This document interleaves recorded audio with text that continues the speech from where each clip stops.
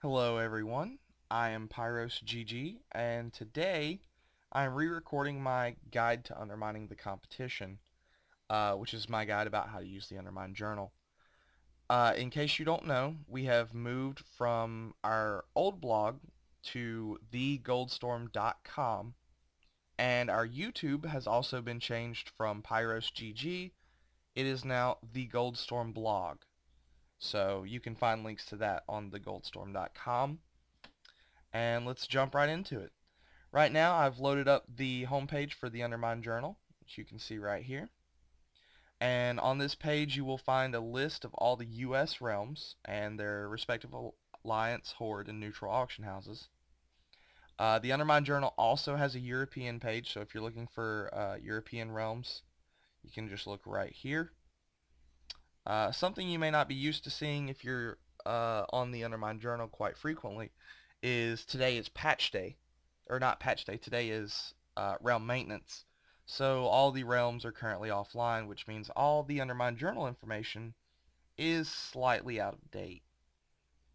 So when it's slightly out of date, it puts up these nice little icons right here to let you know, hey, the information hasn't been updated in a while, so be careful. Right now we're going to jump right in, and if you click your server, it'll bring you to this page. Now make sure you click the right auction house because, of course, we don't want you buying stuff on your auction house looking at the horde prices if you're Alliance. Up here you'll see a few of their links, which is gathered, crafted, great deals, etc. There's only 3 real parts to this that I use, and it's the great deals, which will pull up items that are way below their average selling price, which is a very good thing. A lot of us actually used this morning. I know some of the other gold bloggers really like to get a jump on things for Tuesday. So you go here, you look for auctions that have a long wait time left, and you put in your bids, and hopefully you beat people out while the servers are down. It's a great way to make a little extra cash. Right here we have busy sellers, and I was actually looking through here earlier.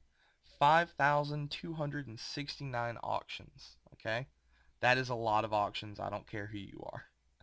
I probably have up between 1,000 and 1,200 a day. 5,000 just seems absolutely absurd to me personally, but you can see people who have, the most auctions up. It'll show you. Uh, it's really good for looking up your competition because you can click their name. Let's pull up some of the competition. If you pull up their name, you can actually see a lot of information about them. You can see when they list up most of the time. You can see what markets they are in. All sorts of information. It's great. The glyph market, you can see what kind of glyphs they're listing up.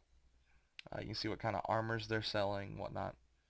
Basically, if you have someone that is competing in your market or you're looking to get into a niche and someone happens to be in it, you can always look up their information and it will show you, the amount of auctions they usually keep up, show you their big listing times, which right now for them, apparently Wednesday at 9 is a very good time for them to list. And it would appear that 1 and 3 a.m. Monday and Friday is another high list time for them. So that's useful information for scoping out the competition. You can do that just to check certain things. And right here are the hot items, which I'm surprised to see Mark of Sargeras on the hot items. That seems a little odd. But right here you'll usually find your enchanting mats, which you can see Mysterious Essence, Heavenly Shard. You'll find cloths, linen, of course, and silk, and ores. Usually it's things that you get from gathering professions because people get thousands and thousands of them, and it eats up a lot of the market share. But if we click on one of these items, we've pulled up Ghost Iron Ore now, and it shows you a list of all the information varying from stacks of 20 and stacks of 1, which is very convenient for things like ore because some people just love listing things up in stacks of 1. I guess some men just like to watch the world burn. But over here we can see the amounts available. We can see that there's 102 stacks of 20 available. You can see the average market price. You can see the total average for your server right now, which is the mean price. So if you take all of it, combine it, divide it properly, it'll give you the mean. The standard deviation, which is 97 silver each, that's usually that's about how much you can expect the prices to fluctuate. They usually will stay within that 1 gold range. So that's the standard deviation. Last seen shows you when the Undermine journal was last updated and when this item was included. So that's another thing to keep an eye out for. You always want to make sure your information's up to date. But like I said, today is Realm Down Day, so there's not very much up-to-date information because you can't get it. The information down here is, I find it relatively useless because it doesn't matter to me what someone else's auction house is. I want mine. But in that list, you can find the average between all of the auction houses on your faction and in your, I suppose, zone. So like US, EU, Oceanic, whatnot. Right here are some of the key information pieces that I need to find for a lot of items frequently, and that is the vendor price and the deposit, which this tells you that for the stack of 20, 48-hour deposit is a gold and 80 silver. So keep that in mind. That's always something you want to factor in, especially if you're selling, say, high-end gear, things that may have like a 10 gold list price. Uh, it can actually cut into your profits depending on what your margins are. So always keep an eye on that. Down here we have the price and availability history, also what I like to call the supply and demand graph. And particularly this isn't a great item to display it, but normally this graph will show you a very concise, definitive list of supply and demand. You know, as the quantity goes up, the price goes down, and as the price goes up, the quantity goes down. So, or excuse me, as the price goes up, the quantity goes down, and as the quantity goes up, the price goes down. Um, I'm just tongue-tied right now. Forgive me for that. I really love this because it shows you the history over the last, month almost. You can actually increase it or decrease it depending on how you want. So you can zoom in on certain days, 13th and 14th, and I can see the actual times that the Undermine Journal updates, and it will post up to the minute information. So it's very convenient. Right here, right here is where you can see the months. This chart up here is more or less the recent.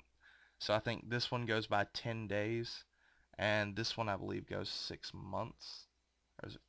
No, it's 3 or 4 months, something like that. But basically this gives you a very long time frame, and this gives you a much shorter time frame. Again, with this one you can just click, drag, zoom in, and it'll show you, the 29th of October or December. The post-activity heat map is actually very useful in many situations because you can see when people are more likely to list things up and when people are least likely to list things up. So you can determine through that when would be the best time for me to move into the market, when would be the worst time. Like right here, Monday at 12 p.m., probably not the best time for you to move in considering there are 14,000 items listed in just that time frame. You would more likely want to move in on one of these no activity periods. And you can see that heavy days really are Sundays and Mondays.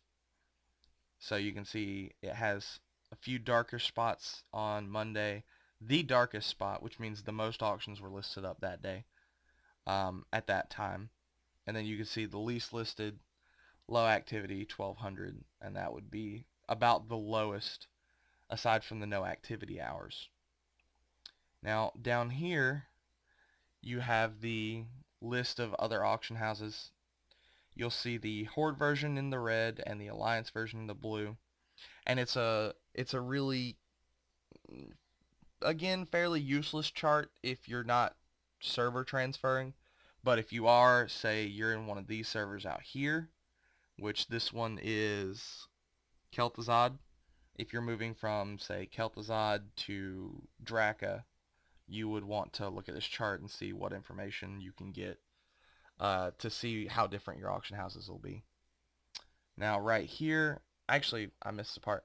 The market notifications, you can create an account on the Undermine journal and you can have it send notifications for really low prices or really high prices. So you can set up when would be a great time to sell, when would be a great time to buy. It's just another one of the great features of the Undermine journal. If I had more time, I would go more in depth with that. It is a very useful feature.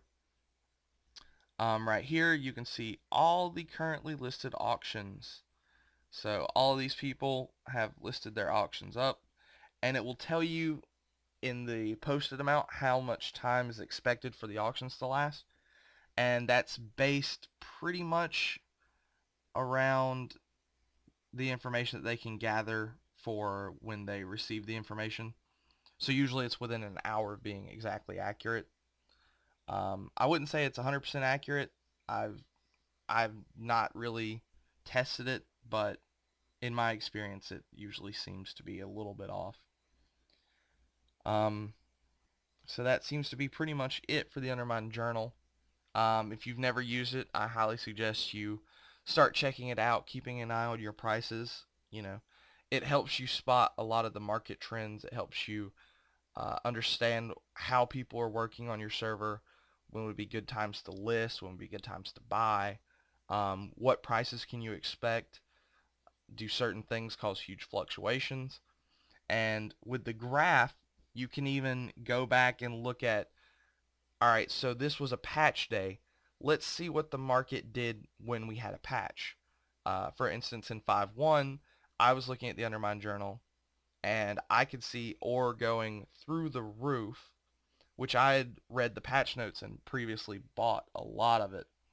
I waited for it to get to a nice high area, and then the second it started to dip, that's when I listed, because I knew there was a chance it would go higher, but there's also a chance it would fall through the floor.